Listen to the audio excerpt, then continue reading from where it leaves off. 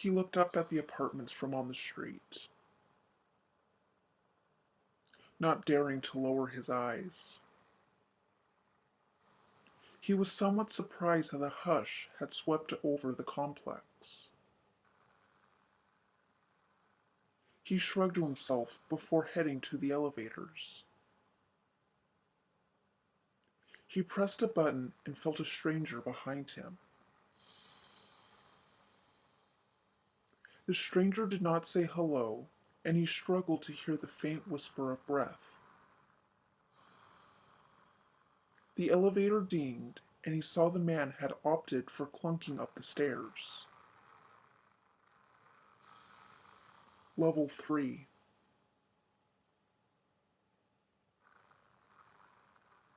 Where his friend now lived. Down the hallway, he could see a door shut. Someone had gone into an apartment. If someone had left, he would have seen him or her. The door shut, sounding as harsh as a crack of a whip against the hush.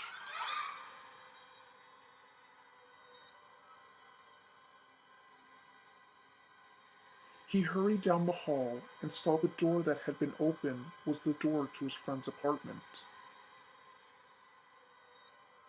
Again, he shrugged. She probably got home from buying beer at the liquor store, or Madoka had just gotten home from work. He rang the doorbell.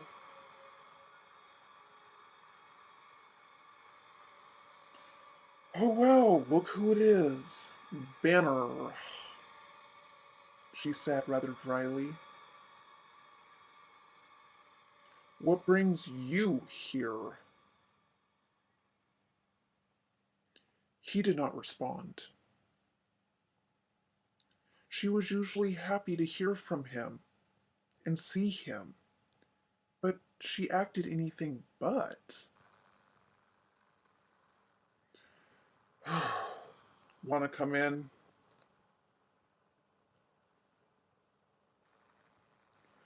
By the door were her biker boots, her husband's sneakers, a pair of green silk high heels, and a pair of men's running shoes, black.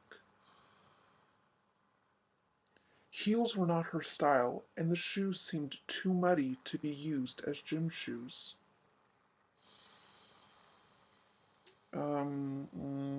Is somebody here? He asked. You are.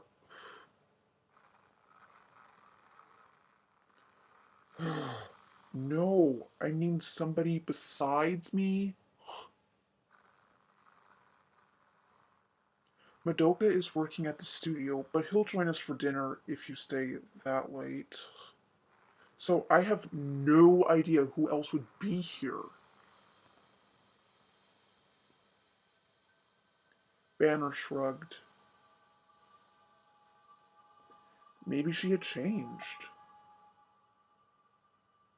Maybe green silk heels were her thing now. Maybe Madoka took her out of town and that's what she wore. But the muddy shoes. Maybe those were hiking shoes.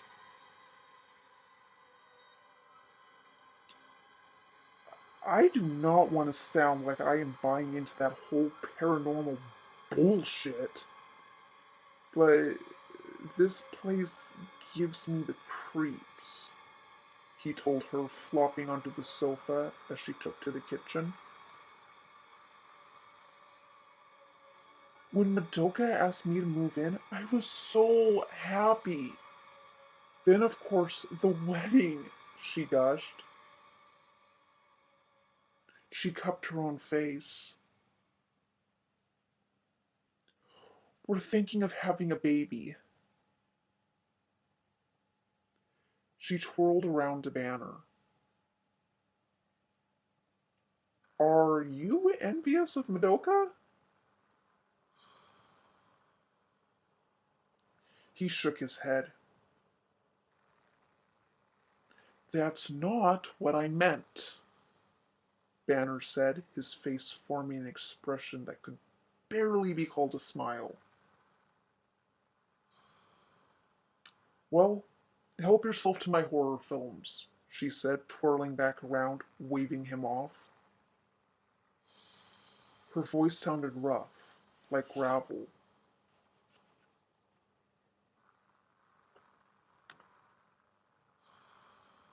Sitting next to a movie called Smiley on the shelf was an unmarked box, and within the unmarked box was an unmarked disc that glittered in the light like bracelets and brooches. What's the unmarked movie next to Smiley? Banner called out.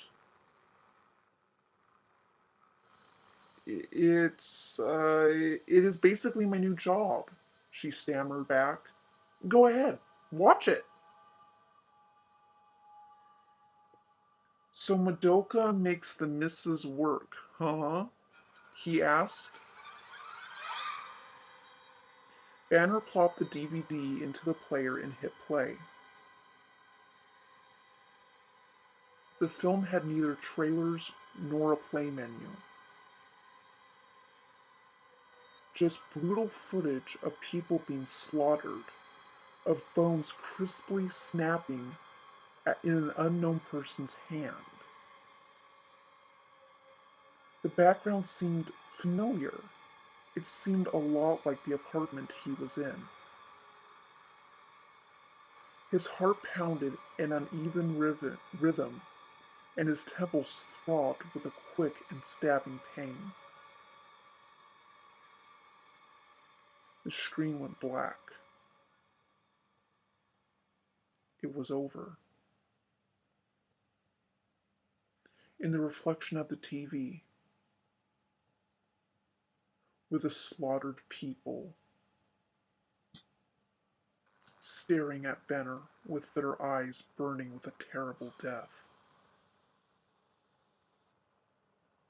He turned around and saw no one there.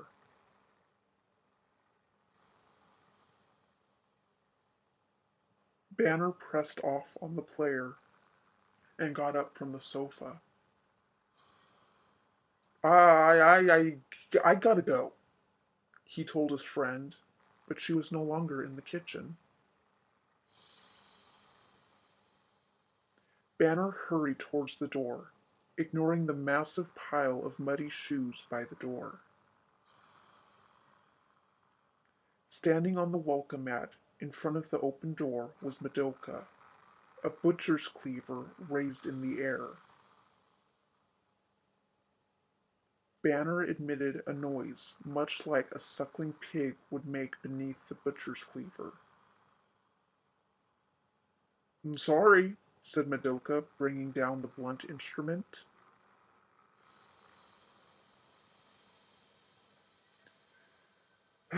You better have friends coming over tonight, growled Banner's friend.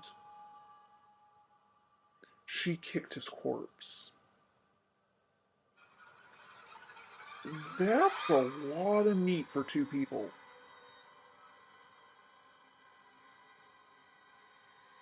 The hush had swept over the complex once more.